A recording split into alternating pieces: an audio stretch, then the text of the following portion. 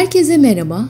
Ayran şişesi, çorap, çimento, alçı gibi malzemeler kullanıp en basitinden vazo ve kalemlik yaptım.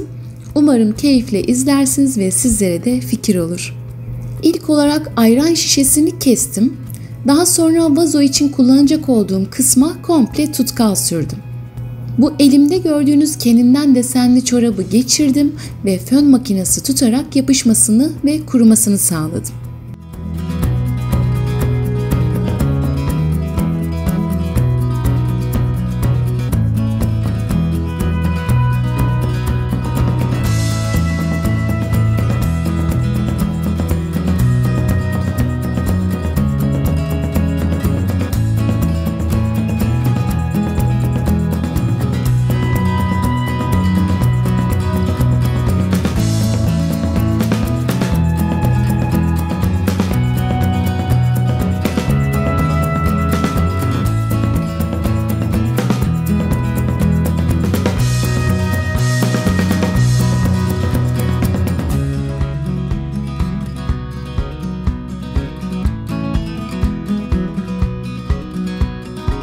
Daha sonra da akrilik boyalardan kırmızı ve maviyi karıştırıp boyadım.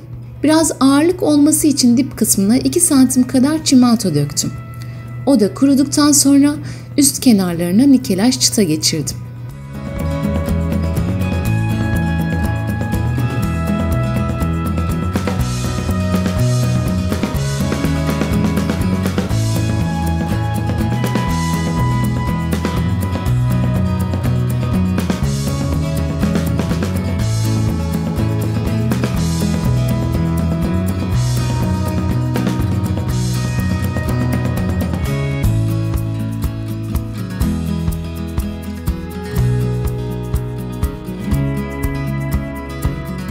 Kalemlik yapımı için elimdeki kartonu kullandım.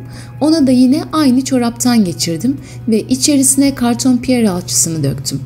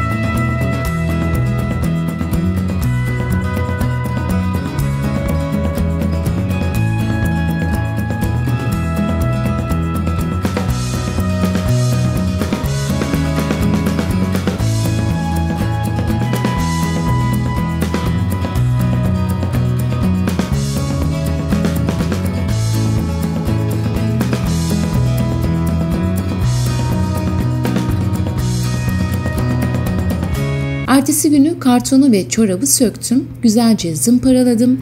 Kalemliğin üst ve iç kısmını sprey boyayla altın renk, dış kısmını ise akrilik boya kullanarak siyah renk boyadım.